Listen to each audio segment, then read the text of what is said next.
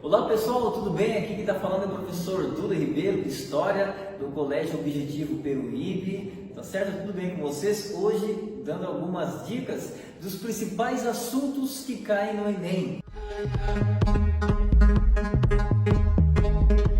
Muito bem, pessoal, falando agora sobre História Geral, os principais assuntos de História que caem no Enem, História Geral. Olha só, Segunda Guerra Mundial e as consequências. Depois, em 1945, nós temos, após o término da Segunda Guerra Mundial, nós temos o início de uma outra guerra, que é chamada Guerra Fria, aquela disputa, aquela polarização entre Estados Unidos e União Soviética. Em 1945, nós temos a criação da ONU, e pegando o gancho aí, em 1945, nós temos um processo, o primeiro processo é de redemocratização do Brasil, tá certo? E sempre cai algumas questões relacionadas, eu falei em relação à história do Brasil, eu falei sobre as questões sobre Era Vargas, sempre tem relação, questão de Era Vargas tem uma relação com a Segunda Guerra Mundial, que é no período do Vargas que o Brasil entra então na Segunda Guerra Mundial, né? E sempre vai ter essa relação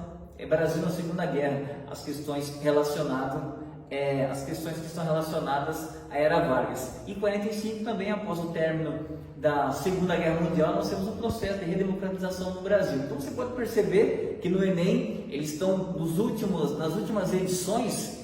Eles estão cobrando muito sobre história do Brasil. A gente percebe que nas últimas edições, muitas questões relacionadas à história do Brasil. Outro assunto de história geral é a Baixa Idade Média, tá? Aquele período já que o feudalismo já começa a entrar em crise. Nós temos ali as cruzadas, a reabertura do mar Mediterrâneo, a reabertura das rotas comerciais na Europa, tá certo? É uma consequência das cruzadas, aí marcando a Baixa Idade Média, uma transição, fique atento a esse assunto, a transição do feudalismo para o capitalismo. Nós temos uma transição econômica e várias mudanças estão acontecendo na Europa nesse período, o período chamado Baixa Idade Média.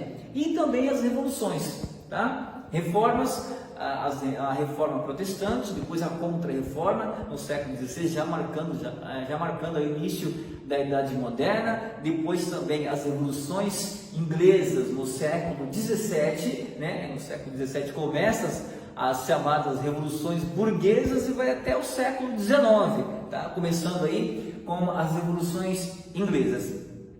E também outro assunto importante é a Primeira Guerra Mundial, né? O primeiro grande conflito mundial do século XX, que começa em 1914 e vai até 1918. É interessante também estudar a Primeira Guerra Mundial. Em paralelo a isso, nós temos também a Revolução Russa em 1917, tá? Vocês fazem um estudo aí paralelo, né, entre a Primeira Guerra Mundial e a Revolução Russa de 1917 também.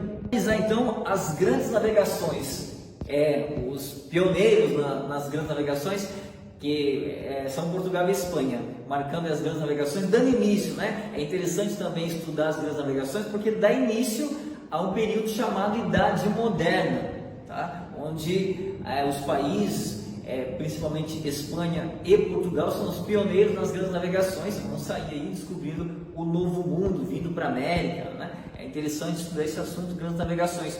E por último, a Revolução Industrial. É importante estudar dessas revoluções que eu falei. A Revolução Industrial, ela marca aí, um divisor de águas em relação às revoluções, que começa lá no século XVII, como eu já falei, na Inglaterra, e é interessante estudar a Revolução Industrial, que é um divisor de águas em relação à tecnologia.